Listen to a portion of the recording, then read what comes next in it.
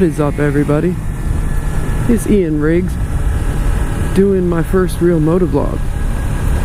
So if you guys want to see more of this kind of content from me, do me a favor and let me know by hitting that like button, or let me know in the comments. So I figured what better subject to talk about with my first motovlog but the subject of beginner bikes, which people love to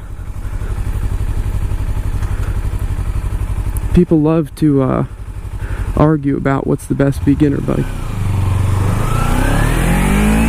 on the internet, and it seems like everybody's got a different opinion or a different way that you should go about choosing the best beginner bike. And a lot of people just throw out a name of a bike or two and say these are the best beginner bikes. I approach it a little different than that, and the reason I want to talk about it is because I'm only been riding 5 months-ish, 5 or 6 months, and this is the bike I learned to ride on. This is my 2016 Kawasaki Ninja 300, and I bought it brand new, which a lot of people say you shouldn't do, and if you're worried about losing money on it by not keeping it very long and trading it in, then yes, don't buy new. But I didn't really have a choice. I needed to finance it, and I knew I'd be keeping it a while, and if I don't, I'm gonna have to accept the fact that I'll lose some money. But the more important things, you know, almost every bike you can find, you know, used examples, especially beginner class bikes, because people don't keep them that long, and they trade them in, and you know, typically they're in pretty good shape with pretty low mileage, and you can get, you know, decent deals on them. But the more important thing is making sure that you get something that's going to be safe for you and your skill level and your size. And you know, people don't talk about it, but when you're short like I am and you're just starting to ride and you're learning to ride on a sport bike, for me, it made me feel a lot more comfortable to be on a bike that I could get both feet on the ground. That's one of the main reasons I chose this, that and price.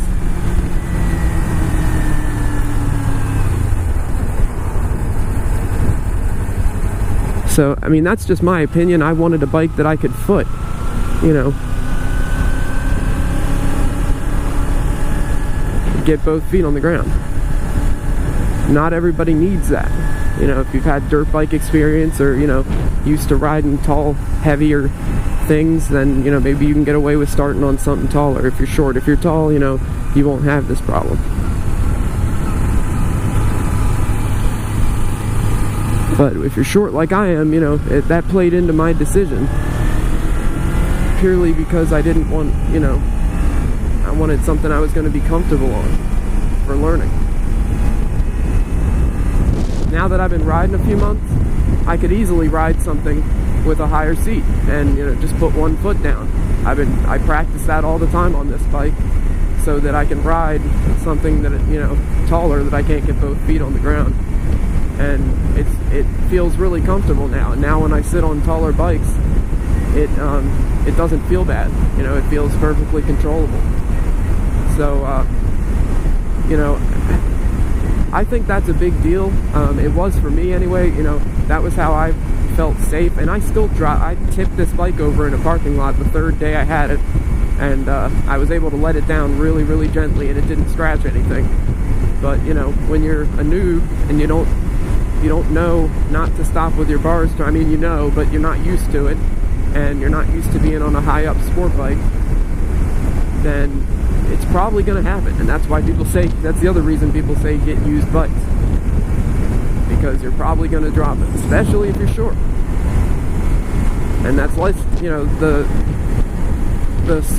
lower the bike is and the lighter the bike is, the less of a chance you have of that happening.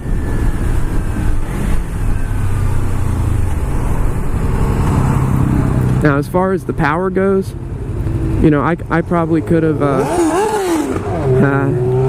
typical Gixxer, bro.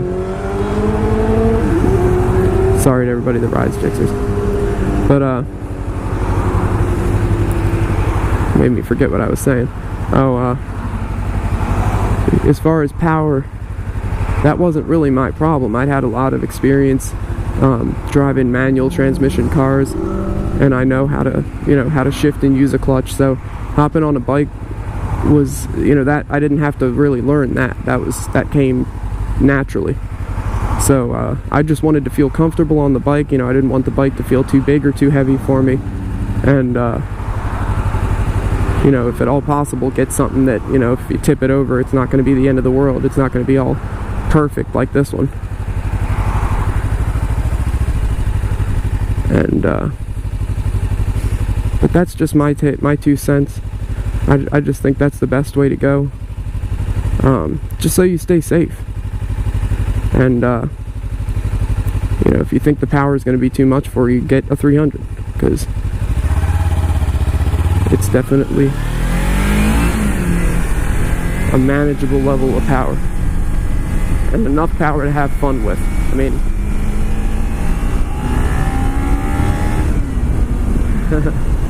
it's enough. So, if I had been taller and the size of the bike and the weight of the bike wasn't such a big deal for me, I would have gotten something with a little more power. But I don't regret this decision at all. And that's the point I want to make, is that it's different for everybody. What's going to be the perfect starter bike for one person is not going to be the perfect starter bike for another person. And I think the main things you should pay attention to are your size and how it feels to sit on and rock the bike back and forth. Make sure it doesn't feel way too big for you, or way too heavy for you to handle, especially while you're learning.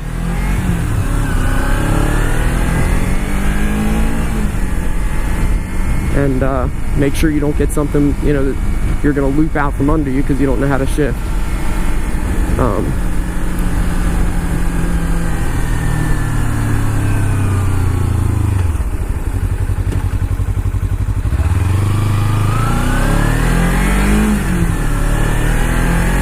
Those are really the main things I think you should pay attention to make sure you get the right, the right bike to learn on for you. And make sure it feels comfortable, and make sure that you're not going to kill yourself with the power. And that's really it. It's easy to recommend the bike that I think is the perfect beginner bike. I think everybody would benefit from starting on a Ninja 300 or a Yamaha R3. Those are just my two favorites. And it tends to make you a better rider if you ride a lower powered bike for longer. It gets your skill level up, and it makes you a better rider. So I don't want to rush things. I'm enjoying my 300, and I'm just gonna spend my time getting my skills improved, and when I can afford it and when I feel comfortable, then I will upgrade. And I feel like that's the right way to go. I'm not going to preach to you, because again, everybody needs to do what they think is the right choice for them. But just be safe, that's the main thing. And if at all possible, sit on a lot of fucking bikes, and I mean a lot of bikes, just to make sure, that you feel comfortable on it. Because when you're a noob, nobody's going to let you test ride it, so that's about all you can do.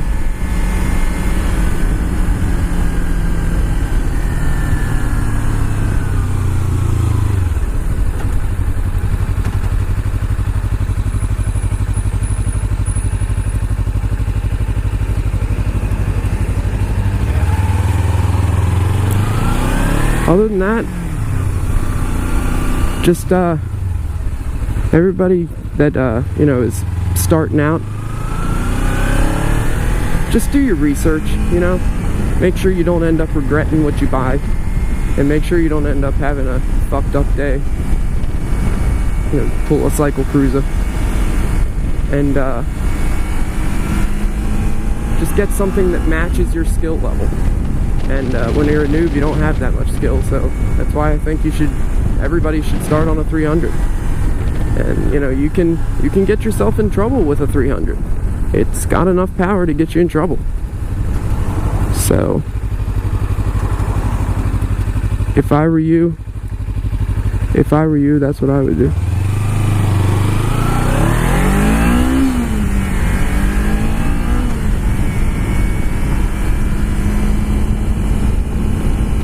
But hey, that's all I got.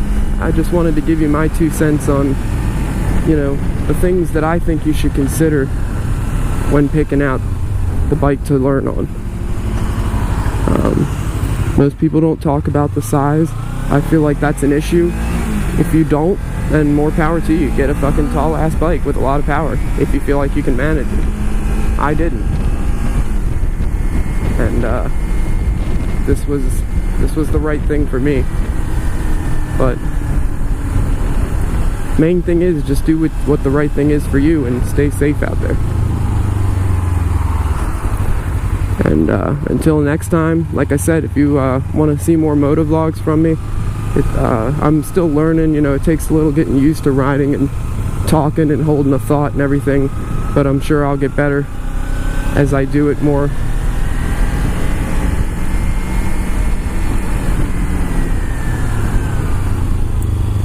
But hey, if you want to see more, leave me a like, let me know in the comments, and I'll start making some more motovlogs. Until then, stay safe. Peace.